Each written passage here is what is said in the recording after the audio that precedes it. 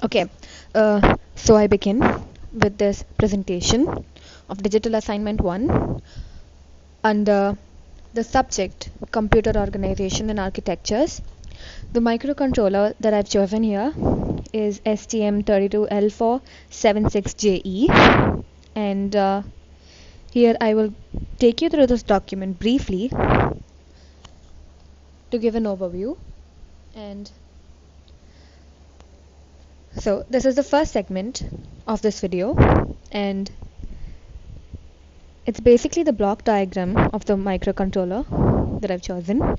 The microcontroller is from ST Microcontrollers, to be precise, and this block diagram has been made on Lucidchart, and all the block diagrams and the flow charts in this presentation have been made on Lucidchart. And here I will take you through this block diagram in a quick scroll, and yeah, there you have all the components and the connections between them. And yeah, scrolling through, this is the block diagram basically. So yeah, it's done. Moving on to the next segment, we have the instruction set of this microcontroller, and it basically has the types of instructions and the addressing modes, operations, etc. Instruction set is basically how you operate the microcontroller, what commands that are to be given to the console to operate the microcontroller, to take inputs, to give outputs, to perform operations. And yeah, so I'm going to add the link to this particular document below in the description, so you can go through the instruction set in more detail, but we don't have that much time here, so yeah, I will take you through a quick scroll of the document. And there are a lot of instructions, probably about 100 here, so yeah, that's that. And moving on to the third segment of this video, here we have the architecture of the microprocessing element, which is the STM microcontroller that I've chosen. And it says that the main system consists of 32-bit multi-layer AHB bus matrix that interconnects up to 6 masters and 8 slaves. The bus matrix provides access from a master to a slave, enabling concurrent access and efficient operation even when several high-speed peripherals work simultaneously. Yeah. And here we have a figure of the buses that are present in this microcontroller, and a short description of the buses. There is an I bus, a D bus, and an S bus, which are given by S0, S1, and S2 up above. The I bus basically connects the Cortex M4 core to the bus matrix.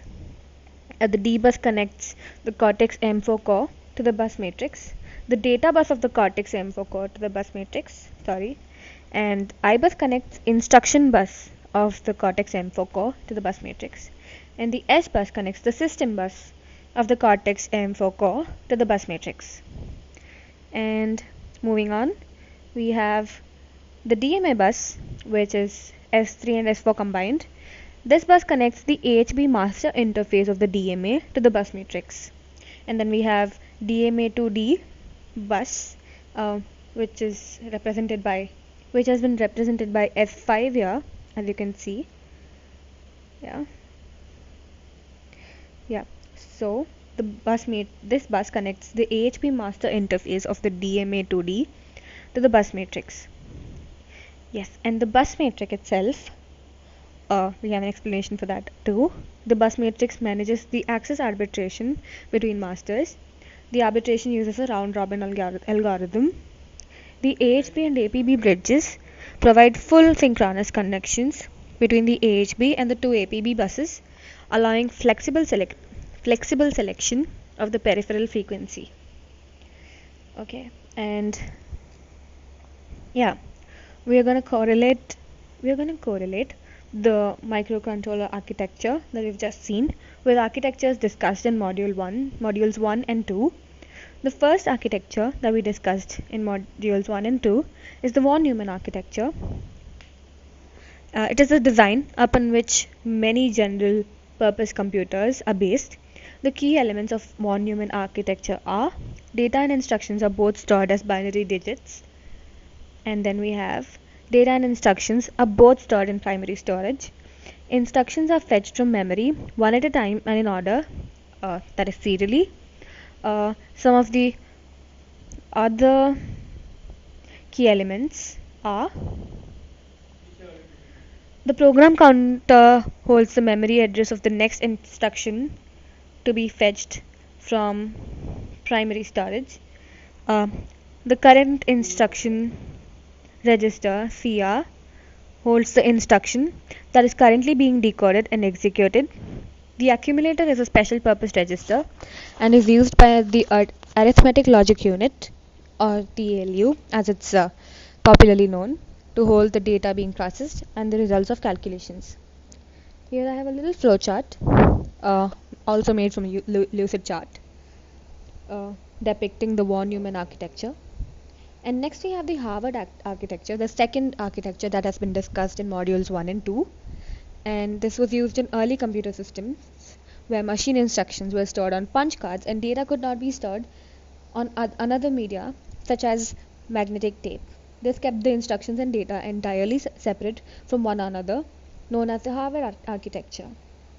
In modern computer systems, this can be achieved by using a CPU with two separate memory units, one to store machine instructions and another to store data, which are connected by different buses.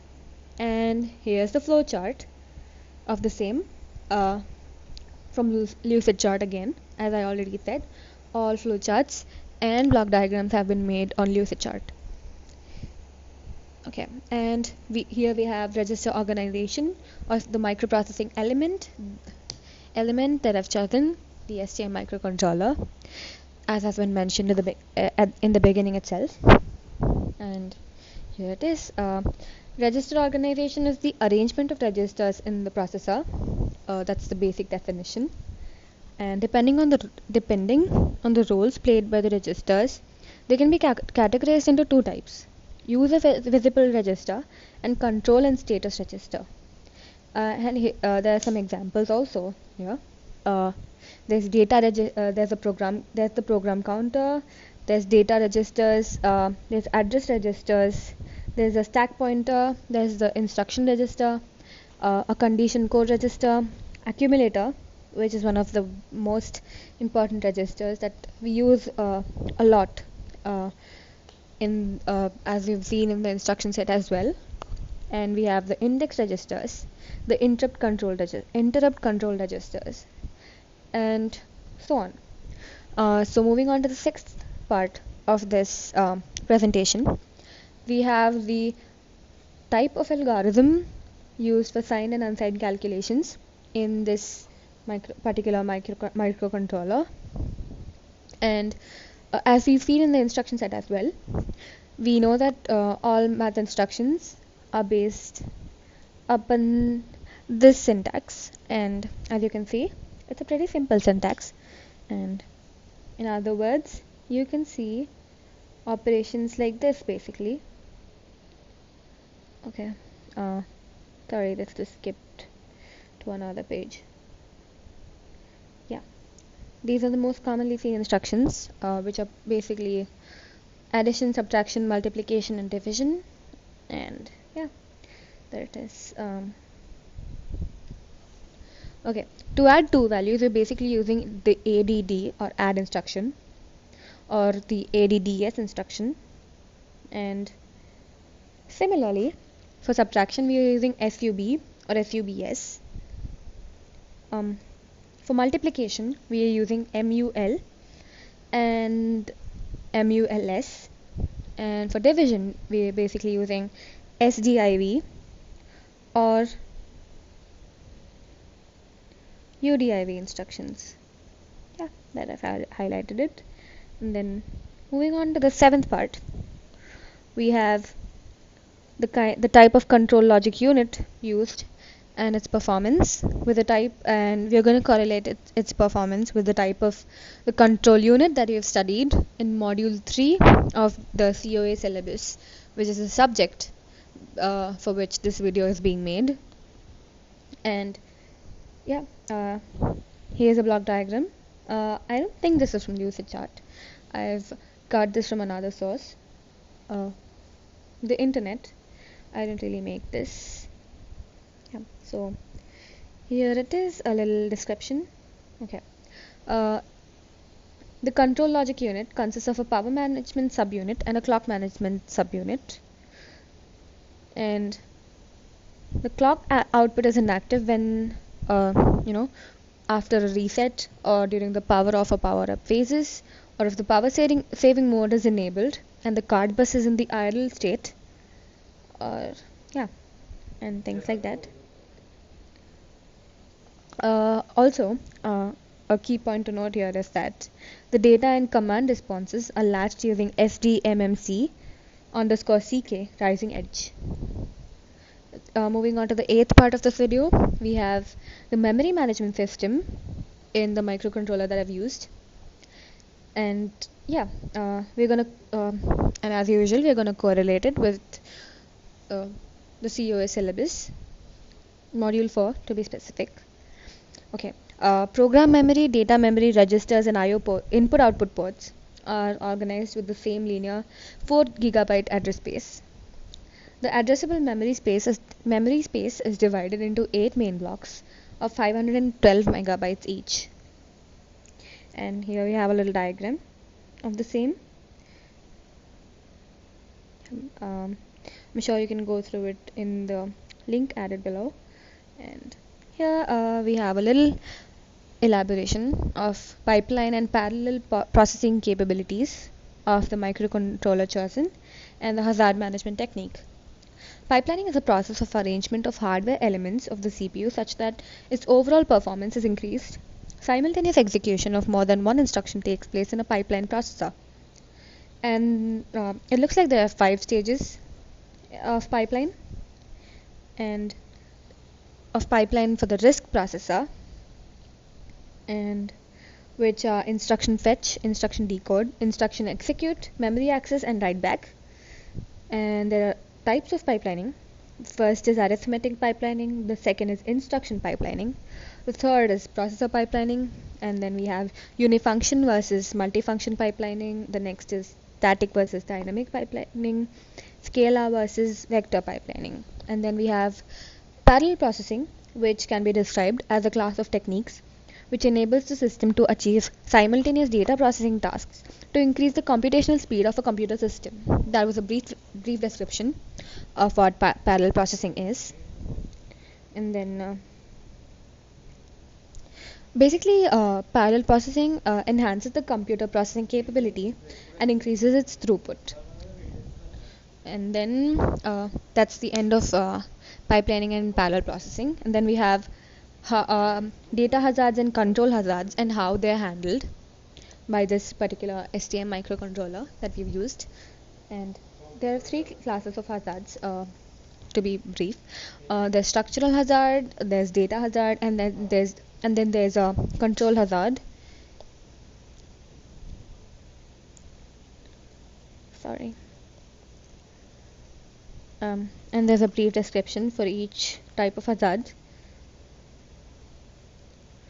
And there's a little bit of elaboration there with which can be which you can go through if you have the time. And then we have a formula for pipeline speed up, which is given like right here. This is the formula for pipeline speed up. Then we have the last part of this video, which is to see if there's a processor level parallelism available in the element selected. It is not very clear if it is there or not, but I have a little description for this too. And multiprocessing is the use of 2 or more central processing units or CPUs within a single computer system. And in computer architecture, cache coherence is the uniformity of shared resource data that ends up stored in multiple local caches. Okay, and here's a little diagram, a flowchart from Lucidchart, and how to handle a cache miss, and then a few approaches to improving memory system performance. We basically have to eliminate memory operations, decrease the number of misses, decrease the miss penalty, decrease the cache or memory access time, hide memory latencies, increase cache throughput, and then increase the memory bandwidth. These are just a few ways to improving memory system performance. That brings us to the end of this presentation. Thank you very much and have a nice day.